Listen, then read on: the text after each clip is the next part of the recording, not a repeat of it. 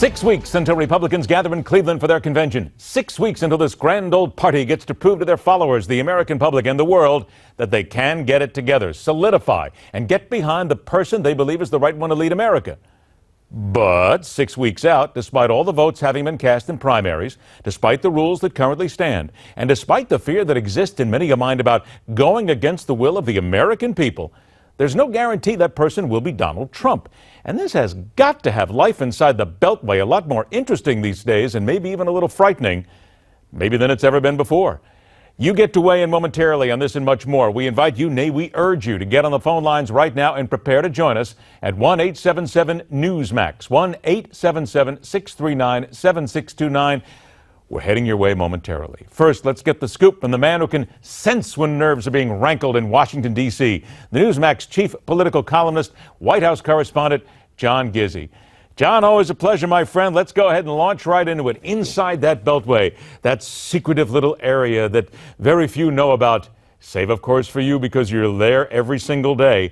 What's the feeling that you're getting, though, coming from the GOP corners, the back rooms, the front rooms, when they think about Donald Trump and how we see Mitch McConnell and others just seemingly starting to defect and head anywhere they can just to get away from Donald Trump?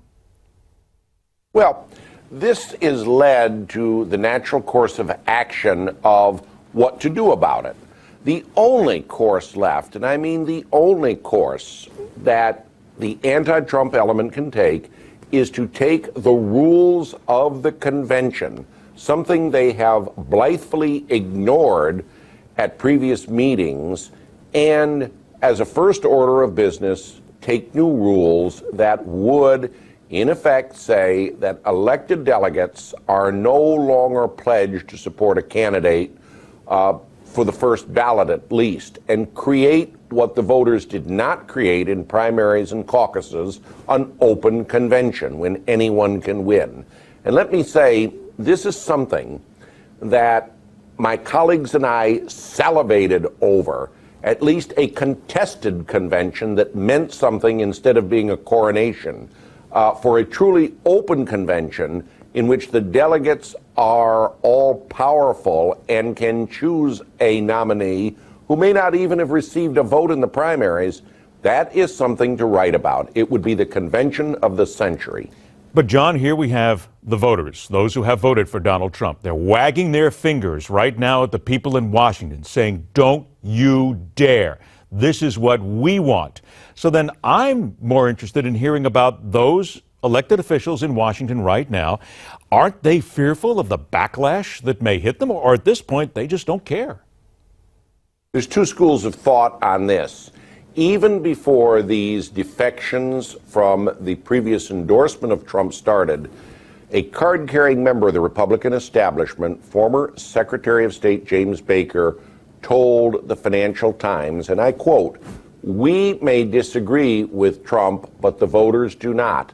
The question is whether a faceless establishment," again Mr. Baker's words, "will determine the direction of the party, or the voters will." Well, apparently there is a sudden mentality that someone within the party, a faceless establishment in Mr. Baker's words, might just be better qualified to choose what direction the party is going to. Yes, Donald Trump won more votes than any Republican nominee for president ever in the primaries, more than 13 million. Does this mean he will become the nominee? Not if the rules are changed. John, here's something interesting. Couple of minutes that we have left. Every time Donald Trump makes an appearance, he's got that crowd behind him. They're right there. They're all behind him. They're cheering him. However, at the Faith and Freedom Conference today, when you listen to Donald Trump, the crowd was, and this is the first time I can remember this really, at a pro-Trump event. They were divided because he was getting heckled. Here's what it sounded like. We don't know where they come from, where they are.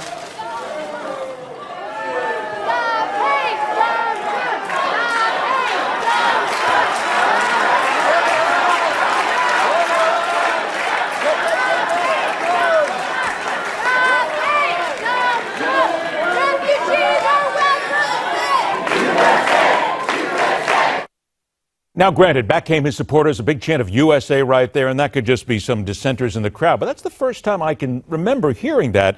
And you pointed out in your article right now up on Newsmax.com, these are the values voters that Donald Trump really needs at the Faith and Freedom Coalition.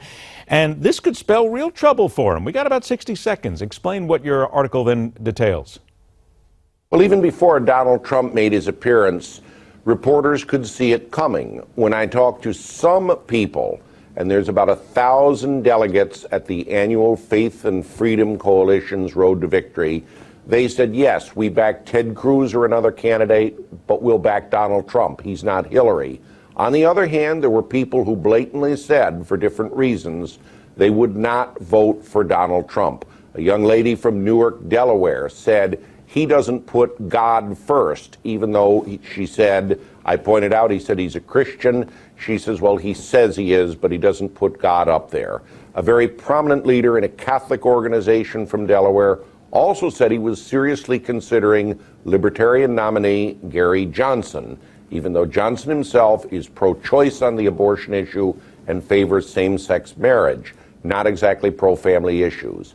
This is the degree of the schism within the values voters who should be a pillar of the Republican Party and solidly behind the nominee at this time. I can say what I heard and what I found in interviews at the Faith and Freedom Coalition was unprecedented, and I've covered them from the beginning. And this is the sort of thing that Democrats want to hear. They're ready to pounce on this, but it's exactly what Republicans do not want to hear at this late stage. It actually was a little eye-opening what happened today. Always a pleasure. Don't forget, Values Voters Split on Trump. It's at Newsmax.com right now, authored by John Gizzi. John, always a pleasure, my friend. Thanks for joining us. Lots to report on, Ed. Thank you so much for having me. Always is. Thank you once again, John Gizzi. Interesting, because we're going to go back to the phone calls here very quickly. 1-877-Newsmax. 1-877-Newsmax. Mitt Romney said within the last 15, 20 minutes or so that he would not rule out supporting Libertarian candidate Gary Johnson. That's going to make some news here for the next 24 hours or so. The cycle continues. 1-877-Newsmax. Susan from Jackson, Mississippi is up next on the Hardline. Susan, you don't think Donald Trump is mentally fit to be president? Thank you, Ed, for taking my call. I am a retired health care worker, and I care for my father, who has Alzheimer's. And a lot of people don't realize that the early signs of Alzheimer's are poor judgment and loss of control of impulses to lash out, to write letters, as he is doing with his Twitter account. My father did that for 10 years before he was diagnosed, not with Twitter, but with letters. And so he was engaging in a lot of self-destructive behavior that is identical to what Donald Trump is doing. Now, I don't have to tell people that the rates of Alzheimer's are skyrocketing. And just 2 weeks ago, he was calling reporters sleazes. He was drawing attention to Well, we get all that, Susan. I have to interrupt you, though. I understand what you're saying, and as a okay. medical professional, I get that. But don't you think that this is all supposition here right now, Susan? I get what you're saying, but there's no evidence of this, and this is something that we really just need to put in the we really don't know. Come on. You have to admit that this is a little bit over the edge here to say that a man like that, who's been in control of an organization as he has for so long, suddenly has Alzheimer's, right? Well, if you watch videos of him for the last decade or two, you see a change, a coarsening in his personality, in his communication skills. I'll tell you what, though, Susan, the way the country's going right now, I think everybody's a little coarser now than they were 10 years ago. Is one thing. Susan, I got to run. I thank you, but I got to run. Thanks so much for joining us. I only got 30 seconds here. Katie, Salisbury, North Carolina, you wanted to get in a word on Elizabeth Warren. You got 30 seconds. Go ahead. Yes, Ed, I think Elizabeth Warren would be great. I have been a Hillary supporter, but I have, at this moment, after I've heard her talk about Donald Trump, I have jumped on the train and we'll put them two liars together.